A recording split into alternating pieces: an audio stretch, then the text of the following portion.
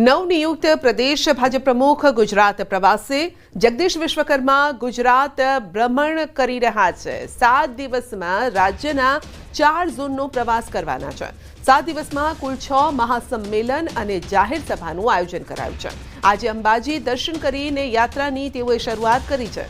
અંબાજીમાં ઠેર ઠેર વતનમાં વીરાનું સ્વાગતના નારા અને બેનર પણ લાગ્યા છે। બનાસકાંઠાની મુલાકાત દરમિયાન પાલનપુર ખાતે વિશાળ બાઇક રેલી અને જાહેર સભા પણ યોજાવાની છે। તો જ્યારે અંબાજી પહોંચ્યા ત્યારે ઢોલ નગાડા સાથે તેમનું સ્વાગત કરવામાં આવ્યું હતું, કારણ કે લાંબા સમયથી આ પદને લઈને ઘણી ચર્ચાઓ પણ હતી, પરંતુ આખરે એ ચહેરો મળી ગયો ગુજરાત ભાજપને અને ત્યારબાદ હવે તેઓ રાજ્યનું પરિભ્રમણ કરવા માટે નીકળ્યા છે। લોકો સાથે રૂબરૂ પણ થશે અને જેમાં પહેલો પડાવ તેમનો અંબાજીનો છે। તમામ ટીમ પ્રદેશની અને જિલ્લાની એ માં અંબાના ચરણોમાં આશીર્વાદ લઈ અને તમામ લોકોની સુખાકારીની પ્રાર્થના કરી અને આજથી આ પ્રવાસનો આરંભ કરીએ છીએ। આત્મનિર્ભર ભારત, હર ઘર સ્વદેશી, ઘર ઘર સ્વદેશી, આ અભિયાનની શરૂઆત થઈ ચૂકી છે। જગદીશભાઈ વિશ્વકર્મા એ મૂળતઃ બનાસકાંઠાના નિવાસી છે અને માં અંબા ભગવતી શક્તિપીઠના દર્શન કરી ગુજરાતની અંદર ભારતીય જનતા પાર્ટીનું મજબૂત સંગઠનને ઓર મજબૂત બનાવી માનનીય પ્રધાનમંત્રી શ્રી નરેન્દ્રભાઈ મોદી સાહેબના જે વિકસિત ભારતના સંકલ્પ પૂરા કરવા માટેનો એમનો જે પ્રણ છે એના માટે આજથી એમને શરૂઆત કરી રહ્યા છે। ભાજપના નવનિયુક્ત પ્રમુખ જગદીશ વિશ્વકર્મા આજે અંબાજીની મુલાકાતે છે। અંબાજીના દર્શન કરી આ પ્રવાસની શરૂઆત કરી છે। આપ દ્રશ્ય જોઈ રહ્યા છો કે માં અંબાના આશીર્વાદ લીધા છે। તેમની સાથે ભારતીય જનતા પાર્ટીના નેતાઓ જે છે તે જોવા મળી રહ્યા છે। મહત્વનું એ છે કે ઉત્તર ગુજરાતના પ્રવાસની નવનિયુક્ત પ્રમુખ બન્યા બાદ શરૂઆત થઈ ચૂકી છે। ત્યારે આપણી સાથે રજનીભાઈ પટેલ છે, તેમની સાથે વાત કરીશું। રજનીભાઈ, ઉત્તર ગુજરાતના પ્રવાસની શરૂઆતમાં અંબાના આશીર્વાદ લીધા, આજે માનનીય પ્રમુખશ્રીએ અંબાજીના દર્શન કરીને યાત્રાની શરૂઆત કરી છે। ખૂબ કાર્યકર્તાઓમાં જોમ જુસ્સો ઉત્સાહ જોવા મળી રહ્યો છે। આવનારા સમયમાં સમગ્ર ગુજરાતમાં આ જ પ્રકારે કાર્યકર્તાઓની સાથે મળવાનો કાર્યક્રમ માનનીય પ્રમુખ સાહેબ કરશે। ઉત્તર ગુજરાતમાં કેટલો બુસ્ટઅપ સમાન આ પ્રવાસ જોવામાં આવી રહ્યો છે? ઉત્તર ગુજરાતમાં જ્યારે શરૂઆત છે ત્યારે ખૂબ જ ઉત્સાહ કાર્યકર્તાઓમાં, પ્રજાજનોમાં જોવા મળી રહ્યો છે। આજે માં અંબાના દર્શન કરીને જ્યારે યાત્રાની શરૂઆત થઈ રહી છે ત્યારે માતાજીના આશીર્વાદ એ એમના ઉપર સદાય રહે અને જે સેવા કરવા માટે તેઓ તત્પર છે એમાં એમને સફળતા મળે। તો સેવા કરવા માટે જે તત્પરતા દાખવી રહ્યા છે તેમાં તેમને મળે તે પ્રકારની વાત છે। આ નિજ મંદિર તમે જોઈ રહ્યા છો અંબાજીનું, કે ત્યાં અત્યારે હાલ જગદીશ વિશ્વકર્મા પહોંચ્યા છે અને ત્યાં દર્શન, પૂજન, અર્ચન જે છે તે કરતા નજરે પડી રહ્યા છે। તેમની સાથે ભારતીય જનતા પાર્ટીના નેતાઓ જે છે તે પણ જોવા મળી રહ્યા છે। મહત્વનું એ છે કે ઉત્તર ગુજરાતના પ્રવાસની શરૂઆત થવાની છે ત્યારે માં અંબાના આશીર્વાદથી આ પ્રવાસની શરૂઆત થવાની છે। ત્યારબાદ અહીંથી રૂટની વાત કરીએ તો અંબાજી, મહેસાણા સહિતના 3 જિલ્લાનો પ્રવાસ જે છે તે જોવામાં આવી રહ્યો છે। નિલેશ સાથે ગૌતમ શ્રીમાળી, ન્યૂઝ 18 ગુજરાતી, અંબાજી।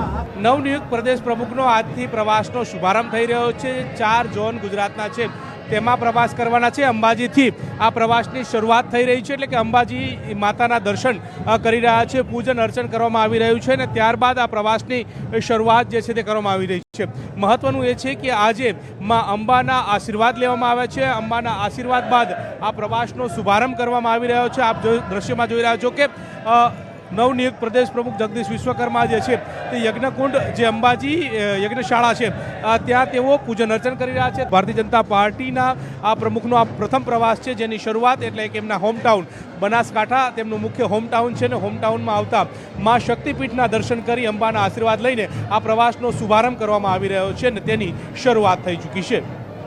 નિલેશ સાથે ગૌતમ શ્રીમાળી, ન્યૂઝ 18 ગુજરાતી, અંબાજી।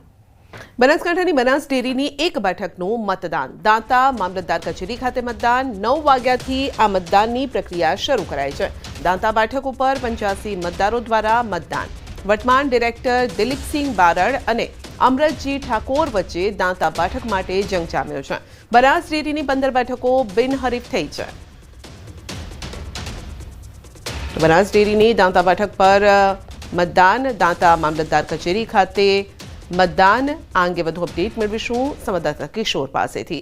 જી કિશોર, દાંતા બેઠક માટે મતદાન થઈ રહ્યું છે, શું અપડેટ?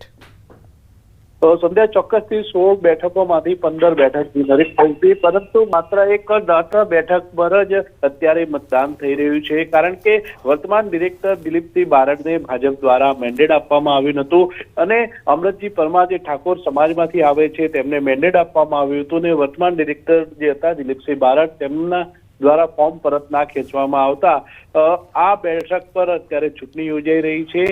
મતદાન શરૂ થઈ ચૂક્યું છે અને આ દાંતા બેઠક માટે માત્ર 85 મતદારો છે, પરંતુ ચૂંટણી અધિકારીનું કહેવું છે કે સાંજે 5 ના ટકોરે જ મતદાન 5 વાગ્યા સુધી મતદારોની રાહ જોવામાં આવશે. આમ ગણતરીના કલાકોમાં મતદાન પૂર્ણ થઈ જશે અને આવતીકાલે જે છે તે આવતીકાલે જે પરિણામ જાહેર કરવામાં આવશે બનાસકાંઠા કલેક્ટર કચેરી ખાતે આવતીકાલે મતગણતરી થશે અને મતગણતરી બાદ પરિણામ જાહેર થશે. સંધ્યા. જી, આપનો આભાર.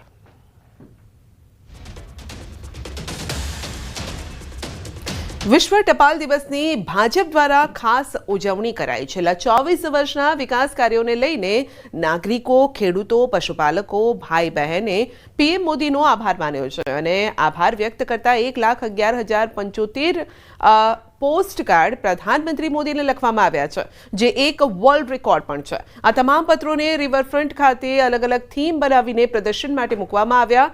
ગુજરાતની લગભગ 26,000 મંડળીઓ દ્વારા 12,000 ગામડાઓમાં 5.5 લાખ કોલેજના યુવાનો દ્વારા અને અમદાવાદ મ્યુનિસિપલ કોર્પોરેશનની શાળાઓ પૈકી 1 લાખથી પણ વધારે બાળકો દ્વારા આભાર મોદીજીના પોસ્ટ કાર્ડ લખાયા છે. 1,11,75,000 પત્રો ગ્રામીણો દ્વારા, ખેડૂતો દ્વારા, વિદ્યાર્થીઓ દ્વારા, કોલેજ વિદ્યાર્થીઓ દ્વારા આ પત્રો